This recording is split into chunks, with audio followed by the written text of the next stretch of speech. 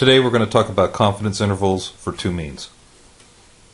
Comparing two means is not very different from comparing two proportions. This time the parameter of interest is the difference between the two means mu1 minus mu2.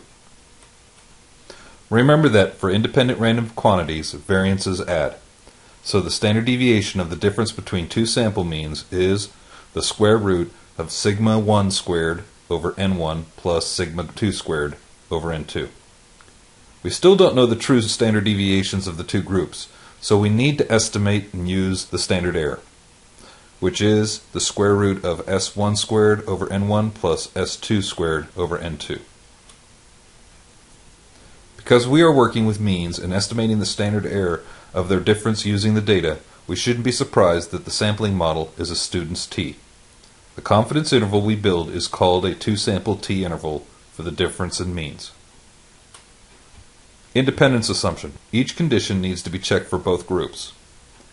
Randomization condition. Were the data collected with suitable randomization, representative random samples, or a randomized experiment? 10% condition. We don't really check this condition for differences of means.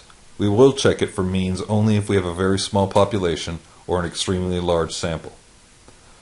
The normal population assumption. This must be checked for both groups. A violation of either one violates the condition. Independent groups assumption. The two groups we are comparing must be independent of each other. When the conditions are met, we are ready to find the confidence interval for the difference between means of two independent groups.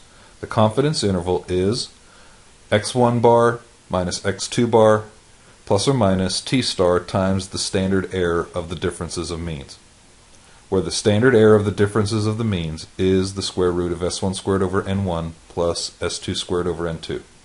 The critical value depends on the particular confidence interval, C, that you specify and on the number of degrees of freedom which we get from the sample sizes and a special formula. The special formula for the degrees of freedom for our t critical value is a bear. As you can see, that formula is quite comprehensive. Because of this, we will let technology calculate degrees of freedom for us. Or, what you can use is the smaller of n1 or n2. Let's take an example. The table below gives information concerning the number of gallons used by 10 different families in 2 different cities. Find a 95% confidence interval for the difference in the means. So what we've got here is two independent populations. The population in city X and the population in city Y. First we have to define what our population means are. So we'll call mu1 the population mean number of gallons of water for city X, and mu2 equals the population mean number of gallons for city Y. Step 1. Check our assumptions and conditions. We will assume a simple random sample. Sigmas are unknown, so we will use a t-distribution, and the populations are independent. Since we have our data, we can check for normality. We've created a normality plot for city X and city Y.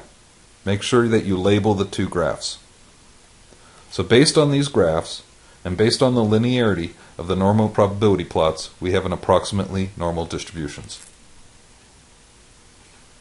Next, we're going to calculate the confidence interval. So here's our formula. We found the sample means and the sample standard deviations for both city X and city Y. We got 27.5 minus 29.9 plus or minus 2.262 times the square root of 5.4 squared over 10 plus 4.25 squared over 10.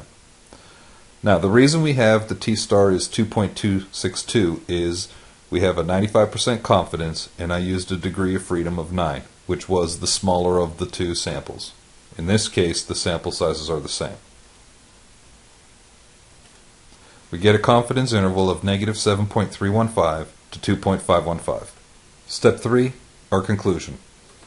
We are 95% confident that the population difference in the means concerning the number of gallons of water used between city X and city Y is between negative 7.315 and 2.515. Data are paired when the observations are collected in pairs or the observations in one group are naturally related to observations in the other group. Paired data arise in a number of ways. Perhaps the most common is to compare subjects with themselves before and after a treatment. When pairs arise from an experiment, the pairing is a type of blocking. When they arise from an observational study, it is a form of matching. If you know the data are paired, you can and must take advantage of it. To decide if the data are paired, consider how they were collected and what they mean. Check the W's. There is no test to determine whether the data are paired. Once we know the data are paired, we can examine the pairwise differences. Because it is the differences we care about. We treat them as if they were data and ignore the original two sets of data. Consider estimating the mean difference in age between husbands and wives. The following display is worthless. It does no good to compare all the wives as a group with all the husbands. We care about the paired differences.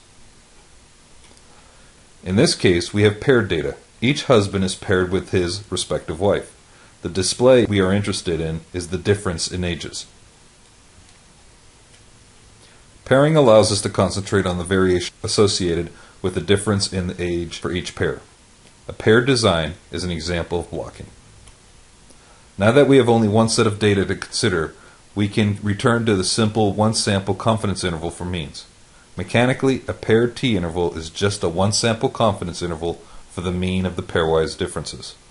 The sample size is the number of pairs. So our assumptions. The data must be paired. The differences must be independent of each other. We need to assume that the population of differences follows a normal model, and check this with a histogram or a normal probability plot of the differences. When the conditions are met, we are ready to find the confidence interval for the mean of the paired differences. The confidence interval is x bar of the differences plus or minus t star times the standard error of the x bar differences, where the standard error of the mean difference is the standard deviation of the differences divided by the square root of n. Let's take an example.